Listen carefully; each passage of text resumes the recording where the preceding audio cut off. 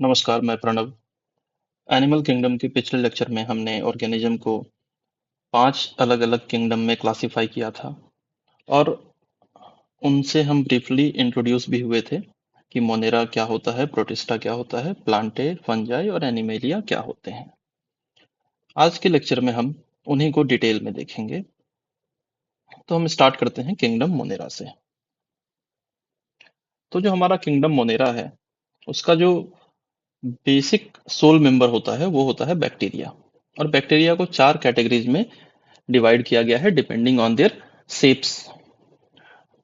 तो क्या क्या है? तो पहला है स्फेरिकल कोकोस, दूसरा रॉड शेप्ड बैसिलस, तीसरा कॉमा शेप्ड विब्रियम, चौथा स्पाइरल शेप्ड स्पिरिलियम। अब यहाँ पे इनका हम डायग्राम भी देख सकते हैं कि जो स्फेरिकल कोकोस होता है, ऑब्वियस सी बात है, नाम से पता चल रहा है कि स्फेरिकल शेप का होगा। रॉड शेप जो है सो रॉड शेप का होगा, कॉमा शेप का होगा, स्पिरिलियम स्पाइरल शेप का होगा। और फिर फर्दर इनका सब क्लासिफिकेशन भी यहाँ पे किया गया है, जो कि आप बाद में पॉज करके देख सकते हो। हमारे लिए उतना इम्पोर्टेंट नहीं है। अब फर्दर ब्रॉडली हम देखते हैं कि किंगडम मोनेरा को दो तरीके के बैक्टीरिया में क्लासिफाई किया गया है उनके फीचर्स के बेसिस पे। एक है आर्काई बैक्टीरिया, दूसरा है यू बैक्टीरिया। तो जो आर्काई बैक्टीरिया होता है, इसको हम आर्काई भी बोलते हैं। ये primitive single celled micro organism का ग्रुप होता है और इनमें होते हैं 3 सब क्लासिफिकेशन। इनको जनरली एक्सट्रीमोफाइल भी बोला गया है क्योंकि ये एक्सट्रीम इन्वायरमेंट में थ्राइव कर सकते हैं। क्यों ऐसा होता है? क्योंकि इनके पास यूनिक सेल स्ट्रक्चर होता है। इस वजह से ये अलग-अलग एक्सट्रीम इन्वायरमेंट में थ्राइव कर सकते हैं। अब जब हम देखते हैं कि कौन-कौन से होते हैं इनके अंदर में सब क्लासिफिकेशन, तो पहला है हेलोफाइल। तो जो हेलोफाइल होता है, ये हाईली सलाइन इन्वायरमेंट में थ्राइव करता है। हेलोफाइल, हेलो मतलब सलाइन इन्वायरमेंट, सलाइन इन्वायरमेंट में थ्राइव कर सकता है। उसके बाद आता है थर्मो एसिडोफाइल। ये जो थर्मो एसिडोफाइल होता है, ये हॉट स्प्रिंग्स में पाए जाते हैं, हॉट स्प्रिंग्स में। और उसके बाद होते हैं मिथानोजेंस।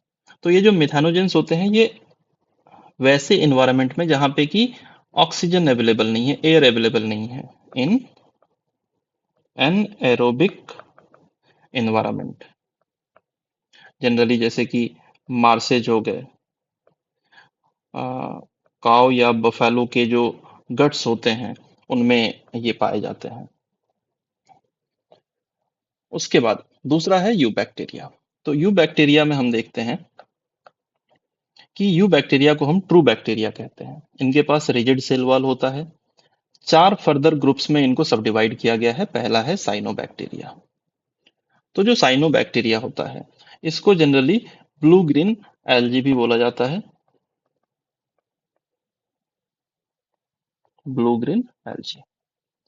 इनके पास क्लोरोफिल होते हैं, फोटोसिंथेटिक ऑटोट्रॉप्स होते हैं ये। जो पॉल्यूटेड वाटर बॉडीज होते हैं, वहां पे ये काफी ज्यादा ब्लूम करते हैं। इनमें से कुछ साइनोबैक्टीरिया होते हैं वो नॉस्टॉक नेचर के होते हैं, जैसे कि एनाबेना। ये क्या करते हैं कि एटमॉस्फेरिक नाइट्रोजन को फिक्स करते हैं। नाइट्रोजन फिक्सेशन के बारे में आपने केमिस्ट्री में पढ़ा होगा, या नहीं पढ़े हैं तो आगे पढ़ेंगे। तो ये एटमॉस्फेरिक नाइट्रोजन को फिक्स करते हैं। उसके बाद इनके पास स्पेशलाइज्ड सेल्स होता है, जिसको कि हम हेट्रोसाइट्स बोलते हैं। उसके बाद सेकंड है हमारा केमोसिंथेटिक ऑटोट्रॉफिक बैक्टीरिया। नाम से ही है ऑटोट्रॉफिक, यानी कि फोटोसिंथेसिस हो रहा होगा। ये क्या करते हैं कि ये जितने भी इनऑर्गेनिक सब्सटेंसेज हैं, बहुत सारे इनऑर्गेनिक सब्सटेंसेज जैसे कि नाइट्रेट्स, नाइट्राइट्स, अमोनिया, इनको ये ऑक्सीडाइज करते हैं। और इससे जो एनर्जी रिलीज होती है, उस एनर्जी को ये यूज करते हैं एटीपी प्रोड्यूस करने में। इनका सिग्निफिकेंट रोल है न्यूट्रिएंट के रिसाइकलिंग में, जैसे कि नाइट्रोजन, फास्फोरस, सल्फर, आयरन, इन सब के रिसाइकलिंग में इनका काफी ज्यादा रोल होता है। उसके बाद आता है हेट्रोट्रोफिक बैक्टीरिया। तो हेट्रोट्रोफिक बैक्टीरिया यानी कि जो दूसरे के ऊपर डिपेंडेंट होंगे। तो ये सबसे ज्यादा एबंडेंटली पाए जाते हैं हमारे नेचर में। ये एसेंशियल डिकम्पोजर होते हैं, एरोबिक या नॉन एरोबिक दोनों तरीके से ये थ्राइव करते हैं, इन्वायरमेंट में रहते हैं। कर्ड प्रोडक्शन में, एंटीबायोटिक क्रिएशन में, नाइट्रोजन फिक्सेशन में, जो लेग्यूम रूट में नाइट्रोजन फिक्सेशन होता है, इन सब में इनका काफी ज्यादा रोल देखने को मिलता है। अब इनमें से कुछ हेट्रोट्रॉफिक बैक्टीरिया जो होते हैं वो पैथोजेन भी होते हैं। उनसे जो डिजीज होती है वो होती है कोलेरा, टाइफाइड, टेटनस, ये सब। तो जनरली क्या होता है कि हमें यहाँ पे बहुत ज्यादा बायोलॉजिस्ट बनने की जरूरत नहीं है, इसलिए मैं बहुत सारी चीजों को डिटेल में जाके नहीं बता रहा हूँ, और ना आपको जानने की जरूरत है और ना जानने की कोशिश करनी चाहिए,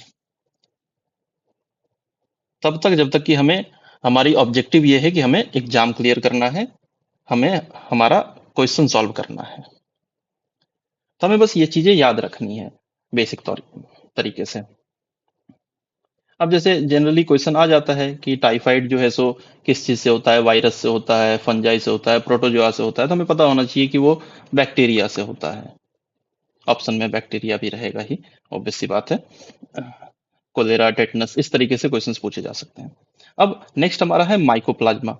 काफी इंपॉर्टेंट है, बहुत बार एग्जाम में आ भी चुका है। क्यों? क्योंकि ये स्मॉलेस्ट लिविंग सेल नोन है। अब तक में जितने भी लिविंग सेल्स हम जानते हैं उसमें ये सबसे स्मॉलेस्ट है। तो ये क्वेश्चन बार बार आ चुका है, तो नाम याद रखना है माइकोप्लाज्मा। इसमें कोई सेल वॉल नहीं होता है, ऑक्सीजन के बिना सरवाइव कर सकते हैं। इसमें से जो मोस्टली माइकोप्लाज्मा होते हैं वो पैथोजेंस होते हैं। अब एक छोटा सा नोट यहाँ हमें ध्यान में रखना है कि नोट क्या है कि जो बैक्टीरिया है वो प्राइमरीली, तो हमें पता है कि वो रिप्रोड्यूस करता है कैसे, बाय फिजन। हमने पिछले क्लासेस में डिस्कस किया था कि प्राइमरीली वो कैसे रिप्रोड्यूस करता है, बाय फिजन रिप्रोड्यूस करता है, यानी कि स्पोर्स के थ्रू प्रोड्यूस करता है। लेकिन it also engage in primitive form of sexual reproduction through what, through DNA transfer. तो ये प्रिमिटिव तरीके से भी रिप्रोड्यूस कर सकते हैं, सेक्सुअली भी रिप्रोड्यूस कर सकते हैं, कैसे, डीएनए ट्रांसफर के थ्रू। अब नेक्स्ट हमारा है किंगडम प्रोटिस्टा। तो किंगडम प्रोटिस्टा में, इसमें जो है सो 5 सब क्लासिफिकेशन है। पहला है हमारा क्राइसोफाइट्स। अब ये जो क्राइसोफाइट्स होते हैं इसमें क्या आते हैं, इसमें माइक्रोस्कोपिक डायटम आते हैं, गोल्डन एल्गी आते हैं, जिनको कि हम डर्माइट्स भी कहते हैं। ये फ्रेश और मरीन वाटर दोनों में मिल जाते हैं। जो वाटर करंट पे ये क्या करते हैं, फ्लोट करते हैं, इसलिए इनको हम प्लैंकटन भी बोलते हैं, प्लैंकटन के नाम से भी जाना जाता है। ये मोस्टली फोटोसिंथेटिक होते हैं। जो डायटम होता है, इनका जो सेल वॉल होता है वो सिलिका एम्बेडेड होता है। और ये जो डायटम होते हैं ओशियन एनवायरनमेंट का, ओशियन इकोलॉजी का प्राइमरी प्रोड्यूसर होता है। नेक्स्ट हमारा है डायग्नोफ्लैजेलेट। तो जो डायग्नोफ्लैजेलेट होता है ये मरीन फोटोसिंथेटिक ऑर्गेनाइजेशन होता है। ये अलग अलग कलर के होते हैं, yellow, green, brown, blue, red, की डिपेंडिंग ऑन कि उनके कौन सा पिगमेंट यूज हो रहा है उस पे ये डिपेंड करता है। तो ये अलग अलग कलर के होते हैं। उसके बाद यहाँ पे जो है सो स्टिफ सेलुलोज प्लेट्स होते हैं इनके सेल वॉल के ऊपर, स्टिफ सेलुलोज प्लेट्स होते हैं इनके सेल वॉल्स के ऊपर। अब ये क्या होते हैं कि टिपिकली ये फ्लैजिला पोजेज करते हैं। अब ये फ्लैजिला क्या है, तो दो फ्लैजिला पहले होता है कि लॉन्गिट्यूडनल और ट्रांसवर्स। तो हम यहाँ पे ये डायग्राम में देख सकते हैं कि ये डायग्नोफ्लैगेट्स हैं, ये डायग्नोफ्लैगेट्स है, यहाँ पे इसका न्यूक्लियस है, और ये जो दो हमें दिख रहे हैं पूंछ की तरह, इसका टेल की तरह, ये जो है सो इनका फ्लैजिला होता है। तो ये जो है सो हमारा ट्रांसवर्स फ्लैजिलम है और ये लॉन्गिट्यूडनल फ्लैजिलम है। उसके बाद जो रेड फ्लैगलेट होते हैं जैसे कि गोनियालवर, तो ये क्या करते हैं, ये रैपिडली मल्टीप्लाई हो सकते हैं, रैपिडली मल्टीप्लाई होके बहुत ज़्यादा संख्या में ये बढ़ सकते हैं, और ये रेड टाइड क्रिएट करते हैं बहुत बार, जैसे कि यहाँ पे हम देख सकते हैं। ओके, मैंने डायग्राम नहीं डाला है, मैं बाद में ऐड कर दूंगा। तो बहुत बार आप देखोगे कि बहुत सारे लेक्स या पॉन्ड या फिर जो है सो बहुत बार बहुत सारा सी शोर जो है सो वो वहाँ पे हमें रेड टाइड देखने को मिलता है। तो वो किस वजह से होता है, ये रेड डायग्नोफ्लैगलेट की वजह से होता है। ये जो है सो टॉक्सिन रिलीज करते हैं जिससे कि बहुत सारे मरीन लाइफ भी किल हो जाते हैं।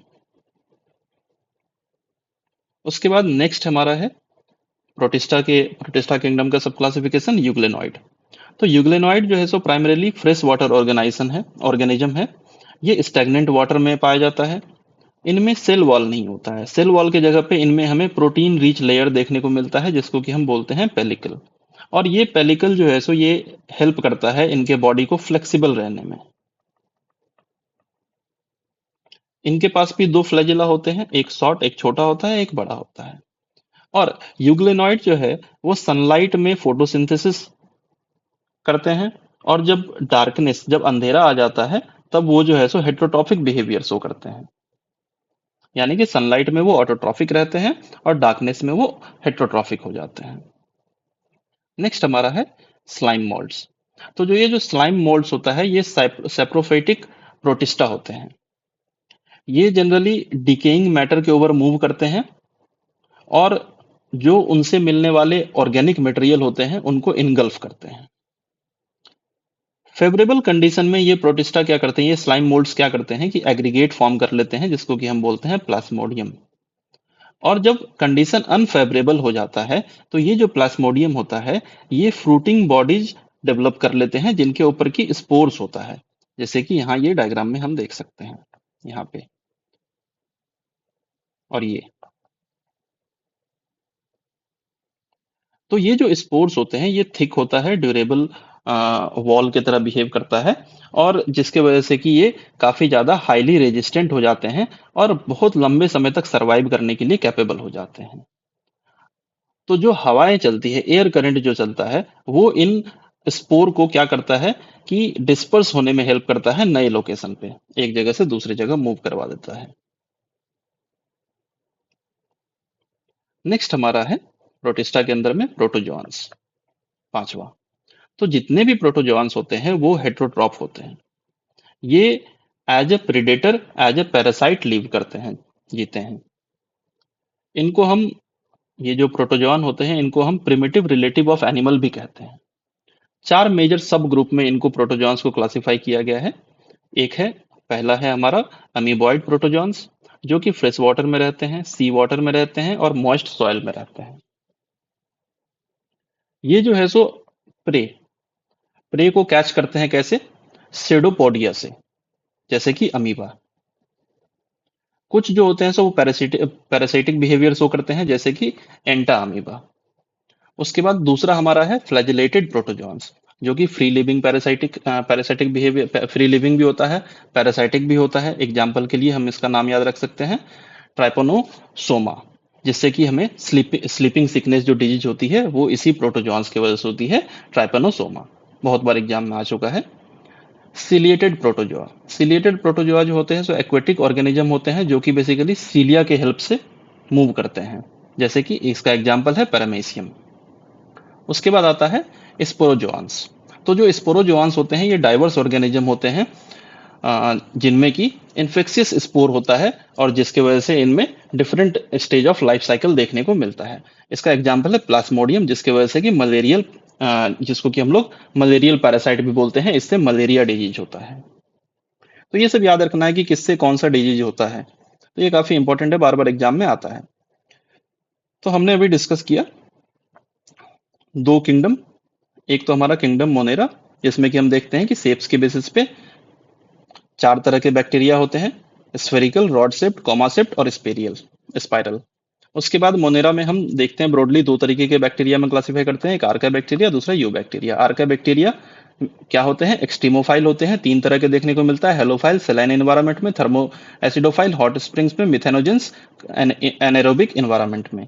उसके बाद जो यू बैक्टीरिया होता है उसको हम लोग ट्रू बैक्टीरिया बोलते हैं, रिजिड सेल वॉल होते हैं। चार ग्रुप्स में इसको हम लोगों ने डिवाइड किया, cyanobacteria, chemosynthetic autotrophic bacteria और हेट्रोट्रॉफिक बैक्टीरिया।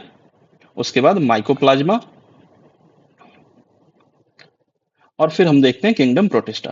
तो किंगडम प्रोटिस्टा को हमने पांच तरीके से डिवाइड किया, chrysophytes, dinoflagellate, euglenoid, slime moulds और प्रोटोजोन्स। और फिर फर्दर प्रोटोजोन्स को हमने चार मेजर ग्रुप्स में डिवाइड किया, amoeboid protozoans, flagellated protozoans, ciliated protozoans और स्पोरोजोन्स। आज के लेक्चर के लिए इतना ही। नेक्स्ट क्लास में जो है सो हम बाकी के बचे हुए किंगडम को करेंगे। धन्यवाद।